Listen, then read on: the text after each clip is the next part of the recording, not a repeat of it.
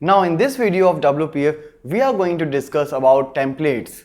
Templates are here basically to customize the output screen. Means when you see the output screen or any user sees the outer screen, then it finds some data out there and the controls.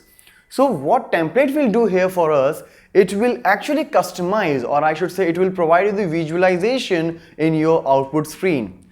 So if you want, you can do the customization for the data or for the controls.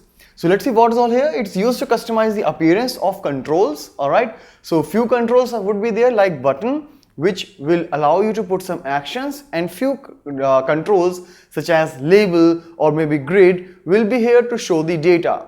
So in order to use the templates, what you will do, you will basically customize the output screen.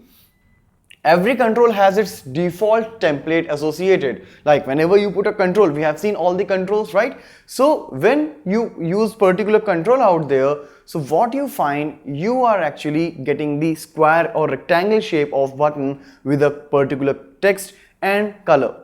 If you want, you can actually customize that by adding your own template inside the XAML provided by any particular control. So along with controls, data on a window can also be customized. As I said, like either you can customize the control or the data, and you can customize both with the help of these templates. So as per the requirement, we will be classifying the templates into two parts, that is the control templates and data templates.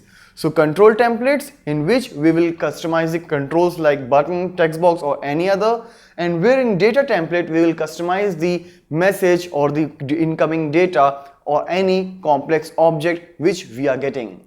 So in our next two videos, we will give a separate or individually look at the control templates and on the data templates.